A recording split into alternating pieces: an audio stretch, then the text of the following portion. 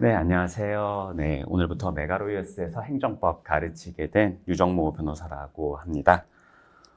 제가 첫 수업이라고 해가지고, 아무도 수업 안 들으면 어떡하지 하고 생각을 했었는데, 인강으로 막 20명 넘게 수강 신청을 하셨더라고요. 제가 아직 검증되지 않은 강사임에도 불구하고 저를 믿고 이렇게 따라와 주셔서, 네, 감사합니다. 일단은 제가 지금 소수 강의잖아요. 소수 강의면은 소수 강의로서의 장점을 최대한 살려야 된다고 생각하고 그 최대 장점은 역시 이 과외식으로 운영할 수 있다는 게 제 수업에 일단은 제일 장점이라고 생각합니다. 여기 제 오픈 카톡방을 최근에 만들었어요. 요거 주소 제 메가로이어스 공지사항과도 그대로 있으니까요. 요거 하시면은 익명으로도 들어와집니다. 그러니까는 들어오셔가지고 변호사 시험 관련해가지고 궁금하신 내용 있으면은 자유롭게 질의를 하시면 되고요. 두 번째 이 이메일, 이거 JMU1989 이거는 제 개인 이메일인데요. 여기다가는 변호사 시험 공부 어떻게 하나요? 아니면 로스쿨 선배로서 로스쿨 생활 이거 어떻게 해야 되고 무슨 수업 들어야 될까요? 아니면은 변호사 생활 저 진로 어떻게 해야 될까? 이런 것들 질문하시면은 제가 또 다 답변을 해드리겠습니다. 제가 대형 로펌 생활도 해봤고, 그 다음에 이제 로펌 개업도 하고, 파트너 생활도 해보고, 또 저 로스쿨 CC랑 결혼을 했는데, 와이프는 이제 대기업 사내 변호사 하고 있거든요. 그래서 웬만한 진로들은 제가 다 말씀을 해드릴 수 있을 테니까 다 자유롭게 질문하시고요. 세 번째 같은 경우에는 이게 숙제 제출 전용 이메일입니다. 제 수업이 이따가 숙제가 뭔지 설명을 해드릴 건데요. 숙제를 하면서 대부분 학습이 이루어질 거예요. 그리고 숙제를 하면서 그걸 이제 제출을 하시면은 제가 이제 답안지 쓰는 법에 대해서 개별적으로 과외 느낌으로 좀 가르쳐 드리려고 하니까는 요 이메일로 숙제를 제출을 해주시면 됩니다. 그래서 제가 수업 시작할 때 저번 달경에 메가로이어스 홈페이지 유튜브랑 그다음에 강의 홈페이지에 무료 강의 1시간짜리를 올렸는데 제 수업의 특징이랑 그다음에 이제 가르치는 방법, 공부하는 방법에 대해서 좀 말씀드린 게 있어요. 그 내용들을 1시간짜리 여기서 반복하려는 건 아니고요. 제 강의는 이제 문제풀이 방식이 일단 쟁점 추출하는 게 아니라 공법 에 이제 특유한 건데 쟁점을 소구하는 방식으로 문제 푸는 거를 말씀드리고 합니다. 또 1시간 동안 말씀드린 거에 제일 핵심을 말씀드리자면은 우리가 책 보면은 교과서 엄청 두껍잖아요. 예를 들어 행정법 기본서가 한 두께가 요 정도가 되는데 막상 여기서 시험에 나오는 거를 보면은 그렇게 얼마 되지가 않습니다. 여기 제가 알맹이라고 표현을 했는데 알맹이라는 것은 적어도 이제 객관식에라도 나오는 부분을 이제 얘기를 합니다. 그거를 실제로 객관식 기출 지문만 잘라내가지고 편집을 해보면은 전체 교과서에서 반도 안 나오죠. 반의 반 정도밖에 안 될 겁니다. 그럼 나머지 이제 70%의 교과서는 그럼 내용이 뭔가라고 보면은 일단 알맹이들이 뭔지를 알려면은 배경이라든지 각 용어가 무슨 뜻인지 알아야 되잖아요. 그런 것들이 이제 설명하는 내용이 있고요. 그 다음에 정말 수험과 관련이 없는 내용들이 굉장히 많습니다. 저는 이제 학교 다닐 때, 저는 이제 이과 출신이다 보니까는 이게 뭔가 그래도 나중에 의미가 있겠지라고 이제 생각을 하고, 현업에, 지금 내가 시험에서는 이게 안 들어가 있지만 이게 수험 법학에 내가 매몰된 것이고, 나중에 현업에 들어가면 이게 뭔가 나의 리갈 마인드, 법적 사고방식을 키워줘가지고 도움이 될 거라고 생각을 했는데, 제가 이제 변호사 생활 한 7년 지나가 보니까는 수험에 나오는 것도 쓸까 말까인데 이게 뭐였을까 싶긴 합니다. 그래서 그것들 이제 시원하게 빼드릴 거고요. 그다음에 이제 이 알맹이 중에서도 사례형에서 우리가 백지에다가 쓰는 답안지는 극히 일부입니다. 제가 이제 제 전용 암기장을 이제 만들어가지고 요 수업하시는 분들한테 다 나눠드릴 건데, 거기 이제 페이지가 우리 표준 핸드북 B5 사이즈로 160페이지밖에 안 돼요. 그리고 거기에 160페이지도 대부분 기출 문제가 뭐였다, 아니면은 객관식, 그러니까 기출 문제에서 답으로 OX를 가리기 위한 판례가 뭐였다, 이런 걸 제외하고 나면은 페이지 한 70페이지 정도만 외우면 되거든요. 이거를 이제 교과서 크기로 치면은 한 4, 50페이지밖에 안 되겠죠. 그 전체 한 1000페이지 넘는 우리 교과서에서 실제로 우리가 백지에다 써야 되는 거는 5%도 안 된다는 의미인 겁니다.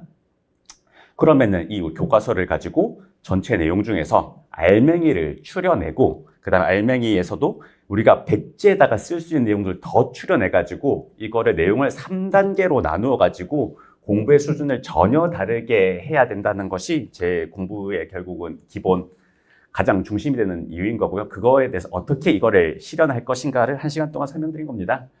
그래서 결국은 이 대부분 내용은 0에서 1회독 정도면 충분하고, 이제 여러분들이 이제 제 강의 들을 거니까 이 1회독도 강의를 듣다 보면은 자연스럽게 따라올 겁니다. 그럼 이제 알맹이 중에서 이제 OX 같은 거는 뭐 3회독, 4회독, 첫 번째는 같은 집 한 2번 읽어야지 이해가 되죠. 그래서 한 3회독, 4회독 해야지 객관식을 맞출 수 있을 거고, 이 답안지 뭐 20회독, 이거 무슨 말인가요? 한 달 이거 한번 보고 그러면 20개월 동안 봐야 되나? 이건 말이 안 되는 거잖아요. 백지에다가 답안지를 쓰려고 하면은 우리가 이 문장을 보고 그래도 한 5번은 읽어야지 이제 눈 감고 쓸 수가 있는 수준이 되겠죠. 그래서 뭐 5번 읽는 거를 4바퀴 돌자 이런 의미에서 이제 20회독을 쓴 겁니다. 근데 이렇게 이 단계를 3단계로 구분하지 않고 그냥 이제 기본서를 처음부터 소설책 읽듯이 읽어버리면은 우리 그래도 나중에 이제 문제를 풀게 되면은 그래도 문제 나온 걸 좀 한두 번 더 보게 되겠죠. 그럼 이 1, 2, 3단계가 0회독, 5회독, 20회독이 아니고 자연스럽게 2회독, 3회독, 7회독이 됩니다. 이러면 이제 망하는 거죠. 그리고 이렇게 해서 망하고 다시 이제 정신을 차서 그럼 내가 공부량이 부족한 거구나 라고 하면은 그래서 또 공부를 하면은 이 2, 3, 7이 3, 4, 8이 되겠죠. 그래도 여전히 답이 없는 건 마찬가지입니다. 그래서 변시 공부 방법이란 거는 이 3, 4, 8회독으로 만드는 공부 방법만 피하자라는 걸 설명드린 겁니다. 자, 암기장을 이제 드릴 텐데 그 암기장 특징을 보면은 거기 쟁점에다가 제가 별표를 쳐놨어요. 별표가 1개, 2개, 3개 아니면 뭐 빵개도 가끔 있을 건데 이게 무슨 뜻이냐면은 별표가 3개가 있다. 그러면은 우리가 변시, 변모를 지금까지 한 50개, 정확하게 48개 정도 있거든요. 거기서 5번 넘게 기출이 됐으면은 별이 3개, 2개에서 4개 사이면은 2개, 딱 한 번 나온 불이탁성이었으면 별이 1개. 그리고 정말 한 번도 안 나왔지만은 그래도 이제 이 용어를 뭔지라도 이해해야 되니까 제가 할 수 없이 넣어둔 게 이제 별표 없음입니다. 그러면은 이렇게 이미 나온 기출 문제만 찍어가지고 공부해도 괜찮나요? 라고 생각을 하면은 제가 변시 6회거든요. 그때는 이제 기출이 한 20개 정도 쌓여 있었으니까는 그래도 조금 안전했습니다. 안전했는데 뭐 그렇게 방심할 수준은 아닌데 그때보다 지금 기출이 2배 넘게 더 쌓여 있잖아요. 그래서 최근 5년 동안 변시 기출을 한번 분석을 했습니다. 그러면 공법이 헌법, 행정법 합쳐가지고 사례가 200점씩 5번이면 총 1000점이죠. 1000점 중에서 한 번도 안 나오고 이거는 진짜 불이타다 싶은 거는 딱 30점입니다. 이게 변시 10회에서 예방접종 코로나 이거 강제로 맞으라는 거 이거 안 맞으면 뭐 어떻게 되나요? 이거 성질이 뭔가요? 따지는 거 그거는 뭐 변시 기출만 팠으면 못 풀었겠죠. 근데 변시 기출 안 팔고 기본서 넓게 봤어도 그거 못 풀었을걸요? 그 외에 뭐 엄밀하게 따지면은 이번에 이제 올해 초에 친 변시에서 뭐 판단 여지 20점짜리 문제가 나오긴 했는데 이것도 뭐 처음 나온 쟁점이었지만 판단 여지 몰라도 이 판단 여지라는 게 우리 판례에서 인정하지 않는 개념이거든요. 그러면은 뭐 재량 판단 여지 몰라도 그냥 재량 행위냐 아니냐 이런 얘기를 해도 뭐 적당히 평균 이상의 점수는 쓸 수가 있죠. 그리고 이제 국회 자율권 같은 것은 뭐 그때 당시에는 기출이 된 적이 없었는데 이건 원래 이제 통치 구조에서 나올 수 있는 몇 안 되는 쟁점 중 하나였고 그 이후에 변시 모의고사에 또 기출이 됐습니다. 그 외에 이제 몇 가지 또 처음 나온 불이타들이 있지만은 그건 순수하게 법전에서 조문 찾는 내용들이었거든요. 50점어치쯤 있는데 이건 당연히 미리 공부할 거라고 기대하지 않고 그냥 법전을 위치 찾는 훈련만 하면 되는 거기 때문에 정말로 그냥 기출 찍은 것만 공부를 했으면은 이거 뭐 97점어치 커버가 되는 거잖아요. 그러니까 이 97점어치만 우리는 확실하게 챙긴가라고 이제 용기 있게 추려냄으로써 이제 양을 제가 굉장히 많이 줄이는 것을 목표로 하였습니다.